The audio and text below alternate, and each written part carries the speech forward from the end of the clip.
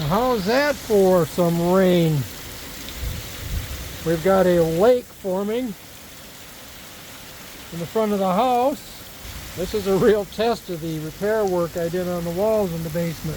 If this doesn't leak, I think we got it made. Well, how about that?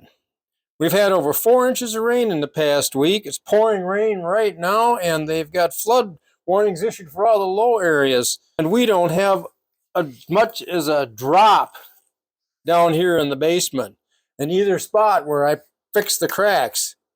I think this stuff really works, and I sure am glad I took the time to do it.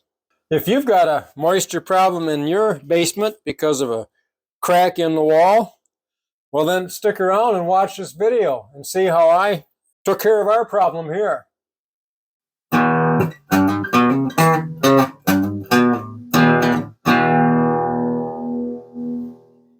Hey everyone, I'm interrupting this video to advise you that while the content and topic of this video are very good, the video quality and editing in spots just simply aren't the best. This was literally our first attempt at making a how-to video for YouTube, and it was a learning experience for us. It was done with a smartphone, and there are sections that were done in vertical mode that should have been done in horizontal mode, yet nonetheless, I think you'll find this video useful and helpful if you have a basement water problem, so please be patient and watch to the end. Now, back to the video. This section of wall was dry for nearly 25 years, and then suddenly, over the past 3 years, it started getting wet whenever we had heavy snow melt or heavy rain. I had finished these walls several years ago, but didn't finish the flooring. Well, I plan to do that this coming year and needed to fix the problem before that. I also had a bad spot on the other side of the basement that had been leaking for even longer. So I started opening up the walls a little at a time to find the sources, and eventually found vertical cracks that ran from floor to ceiling on this wall and from the floor to the bottom of a window on the other wall. I'm using the short wall to demonstrate how the sealing process works. I had to scrape away some patching material that had been applied to the crack before I could continue. This turned out to be a very wide crack that ended where I had added concrete to make the window shorter a few years ago. These are the injection ports that need to be glued to the crack in order to inject the sealing material. Here's a close-up of one of those ports. Most of the tools and materials needed are supplied with a sealing kit. A link to the kit I use is included in the video description. I found that I needed to add a couple of inexpensive plastic putty knives and spoons plus some extra vinyl gloves because this can be a very messy process. Let's start the process of mixing up the epoxy, and it's very, very important you do not mix those two in the jar, because you do and it'll harden up on you. If you keep them separate, they'll keep. If you got to do another wall, they'll store until you get to the next one. Here's where the 2 spoons come in really handy. I'm going to go in and I'm going to grab a spoonful and I put it on a piece of cardboard. And notice I'm using some cardboard that has a glossy surface. That works a lot better than regular cardboard with a rough surface where the stuff will soak in and stick. So I take about 1.5 spoons, 2 spoons of the part A. You want an equal amount of the part B. And here's where I ran into a problem. I got some part A on my finger. This could be a problem. Just a second, I'm going to have to get that off. Okay, back at it. Just when you think you've got everything on hand, you forgot to bring some paper towels over. They're important to have too. I'm going to grab the part B.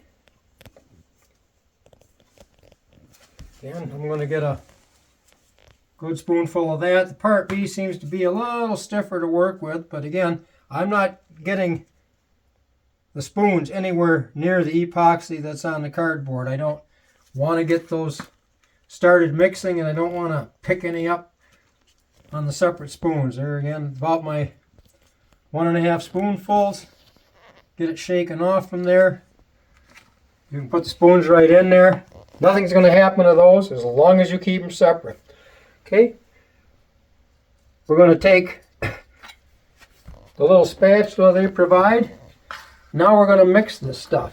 And from this point on, you've got to work quickly because this stuff sets up in a hurry. So you better have a plan. I've got marked on here 8 inches apart where each of those little spigots go, those inlet ports for the sealing material. So I know exactly where to place them. I don't have to think about it. And this should be more than enough epoxy if I work quickly to get all 7 ports on that I've got marked out on this crack right now today. So you'll end up with a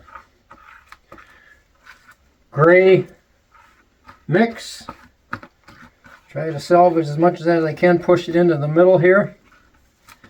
Now, you want the material to go through here and out that port, so be very careful when you apply it to the port that you don't get it in the center. You get it on the edges, and believe me, it will still stick on effectively. I'm going to start down here as close to the bottom as I can.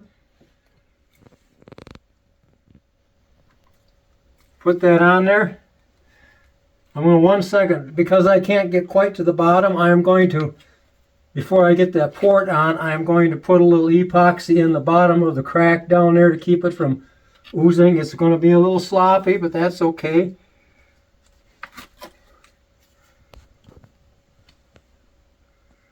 Got a little bit of debris on this one, but I think we'll be all right.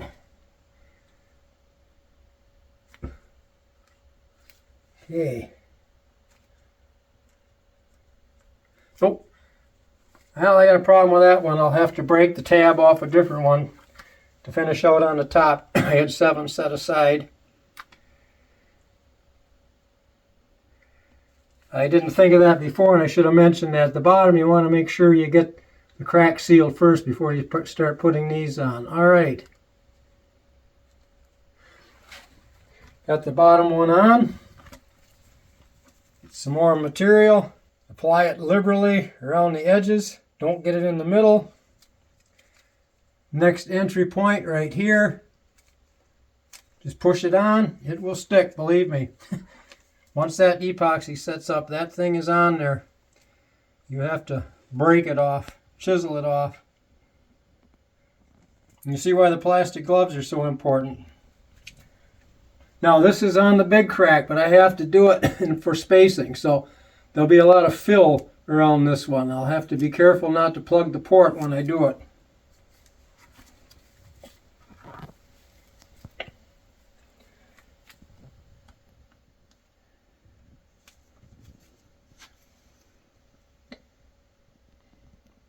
Now a couple of these, because the crack was a little narrower where I needed to have the port, I took a small masonry drill bit and I just drilled into the crack a little bit to give it a little extra bit of an entry point to make sure the material flows. That just helps get it into the crack more quickly, because that's the key.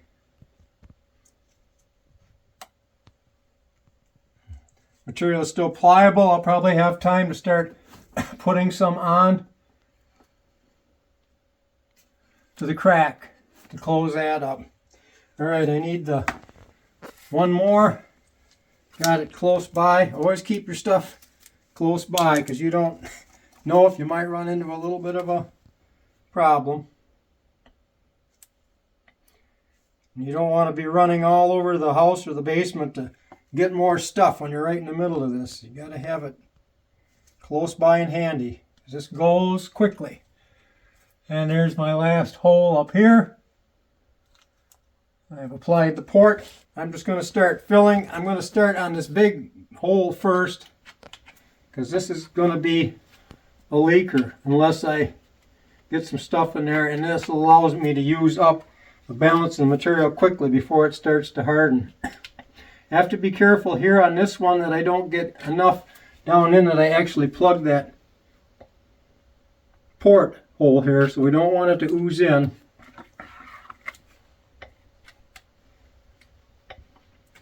I think I'm high enough on there. And then you want to be sure and go around the edges on the outside edge of these ports when you fill the crack, so that you are sure they're sealed inside and out. I have used up the material that I had mixed so far. Now what I can do is scrape some of this off here to help save this little spatula so I can use it on the next batch. That won't hurt. That'll harden on there, but I can use the other side to scrape again. And there you have it. That's how the process works.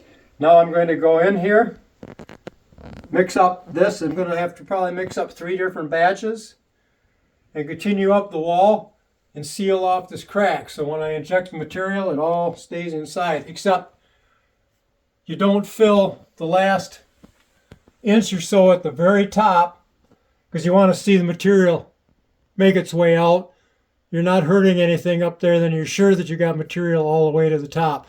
And what oozes off, you can just scrape off with a scraper blade when you're done, if you want to paint it or smooth it off for painting the wall. This wall is not going to get painted, obviously. We're going to put some concrete sealer on it again because it blistered off in a couple of spots. And then the insulation and the framing will go back in and the wall will be covered with drywall again. One of the steps in this process is to water check the crack. Once you get everything sealed up and all the spigots on, it does 2 things. First of all, you start at the top and it confirms that you have flow all the way through the crack down to the bottom port, because you're pumping liquid in, and that liquid has to keep moving up through that crack. If you've got a blockage in here preventing that from happening, you're not going to get the liquid pumped in here. You're going to have a problem. So this process confirms that, plus in the process, if there's any other debris in the crack, it'll push some of that out because you're trying to make sure you've got a good clean surface in there. Second thing is that this sealer requires some moisture on the concrete in order to cure properly. Now, they give you a little bottle, little bitty bottle with an end on it that you can put in the port and try to squeeze some water in. Well, you've got to keep filling it and filling it, because you've got to have at least 2-3 cups of water to make this test work. What I did is I took the injection hose that has an end suited to fit right into one of those ports, and I simply hold the other end up, pretty good size, and I can just slowly dump water in there, let gravity work, and feed it into the crack. And make sure it gets in there. It's a lot less mess. So just a little tip there. Now, I happen to have an old hose from a previous job that I forced the material out before it's set up. But I'm sure you could use one of the new hoses, as long as when you're done, you blow through it or something to make sure all the moisture's out of it before you start injecting the liquid, because the water in there will accelerate the solidification process. So just a tip when you go to the water test on this crack. Before you inject the sealing material, you want to warm it up so it flows better, especially if it's cool while you're working, like it was in the basement when I did this in February. I laid the tubes in the bottom of a drain pan filled with hot water and weighted them down with a plastic bucket filled with water so they wouldn't float. We've reached the final step in the process of filling the crack in this wall. One thing that concerns me with this particular wall is it took a lot of water in, which tells me that there may be a void on the back side of this wall that might have been created with water flowing in over time, and this material might start flowing into that void instead of filling the crack. So we won't know that for sure until we start injecting material, but I do know that I can push water into each of these, so I know that I can push this material on. The material has been heated for about 20 minutes in hot tap water, or I get a tube material, the DIY Foundation repair kit. It comes with a little cap on it, and then you have another internal cap. You have to remove that. Now, what they send you With each tube is a little backflow preventer. You don't want that material to flow back into the tube and harden as you're applying it. So anything comes out of here, it won't go back into the tube. You attach the nozzle, and that just get that threaded on there. Change hands, there we go. Get it on good and snug. Then you've got the application tube. This has to snap onto here securely, but you have to be careful you don't break something. But there, it's on firmly. Now remember, you're going to have to take this off and put it on the next one, because the next tube will have its own spigot with it. Also on this tube is a little pinch valve. So as you're going and you need to stop the flow of material, you can quick grab that pinch valve and it'll quit flowing. Sometimes that can be very useful. And I've also set then close by the first 4 plugs I'm going to need as I work my way up the crack. I've got those close by because I'm going to be working here low on my knees, and I have the rest of the plugs up on the shelf above me for the higher plugs. We start at the bottom, and we try to push the material up, and as we reach the point where it comes out of here, we plug the one below it and then start working our way up. All right, I'm going to snap that in there. There's a good snap. Goes into that inlet port that we installed. Just a standard caulking gun is all you need. I've got this thing set. All right, here comes the material. You can see it's very fluid. It's mixed as it comes out of the tube, and we're going to see what happens. I have my fingers crossed here that this isn't all running into some big crack in the ground behind the wall. We'll know in a little bit. Depending on, and I can't give you a time per port, simply because it all depends on the size of the crack, how hard it is to push the material in, how much material is needed to fill that crack. But the principle is to get the material into the point where it starts to come out of the spigot above it. Now I am injecting a lot of material and I'm not seeing it come out, which was my concern at the bottom here. We have flow. We are lucky. All right, I'm going to pull this out, plug this, grab my pinch valve here for a second. I forgot to do that. Plug in here. We are secure. I'm going to pump some more fluid in.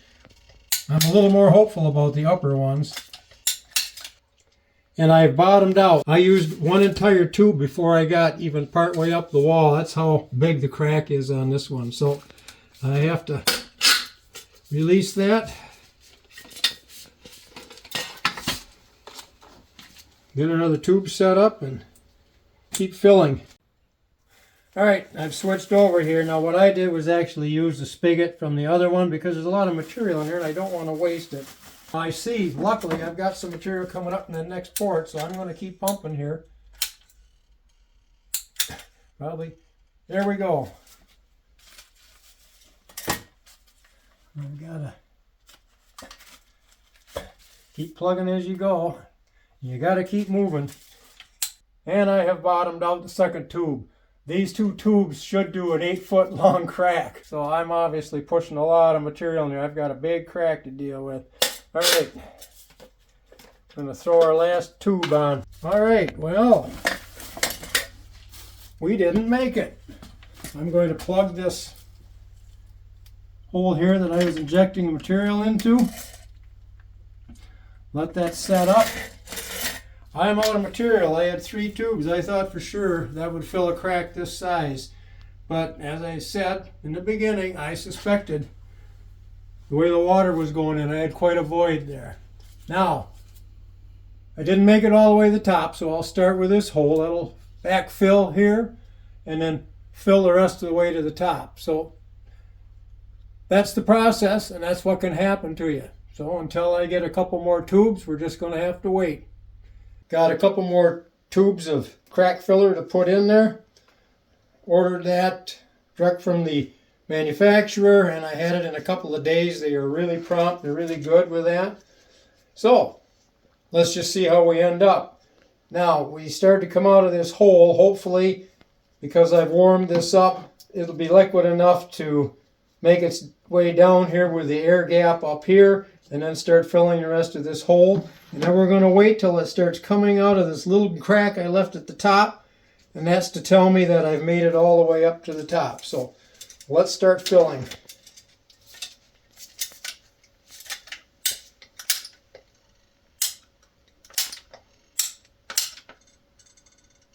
And the hope is one tube should fill the rest of this crack up. When you consider 2 tubes on a very hairline crack, should cover almost 8 feet on an 8-inch thick wall. So we're flowing in really well here. Oh, looks like I got a leak right there that I hadn't noticed before. Huh. Well, I'm going to put my thumb on that.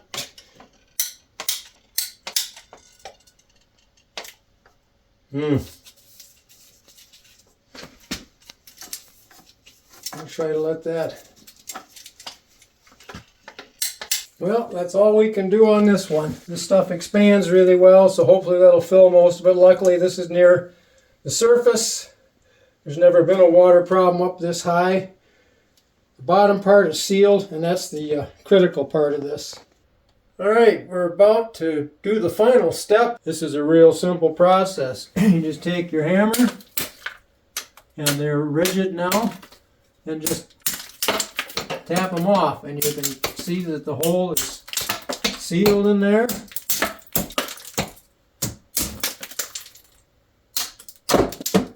And you're done. You've got this sealing material, this epoxy on the top. For me, it makes no difference because I'm going to put framing back in, insulation again, and close the wall back up. Now, if you were going to leave a bare wall and wanted to paint it, you can take a grinder, just a regular grind wheel like on a 4.5-inch angle grinder, and flatten this out. It's going to make some dust, but it will work. There you have it. I'm ready to start putting things back together and seal this up as soon as I confirm that I'm not getting any more leaks. As I mentioned at the start of the video, we confirmed throughout a very wet spring and the rest of the summer that the crack sealing worked. We had no more water coming into the basement on either side. This happens to be that long crack I fixed. The process actually went very well. It went easier on this wall than it did on the short wall, actually. You just need to be organized and be very careful to do all the prep work in advance to make this work. Make sure you got a good clean surface for this stuff to stick to, and you've got the crack all cleaned out and everything ready to go. If the crack seems to be quite large, deep, wide, or whatever, be sure to have some extra material on hand, because that's the problem I ran into. I just went on the basis of an 8-foot tall crack, thin, a couple of tubes should have done it, and that simply didn't work because the cracks were a lot bigger than I expected. So that's something to watch out for if you want this to work. But once you get these cracks filled, it's a very effective solution. Now the next step will be to reframe this, insulate it, put some fresh drywall on and paint it. I'm going to do that in an upcoming video. So that concludes getting the cracks sealed. I suggest if you've got a leak problem in the basement and you have poured walls like this, that you give this some consideration, take a look at the material, and it might do a good job for you as well. If you enjoyed this video, found it useful, then please click like and consider subscribing to our channel. I appreciate any comments you can make regarding this video or anything else you'd like to see in the future. So, until next time, thanks for watching and enjoy your projects. Take care.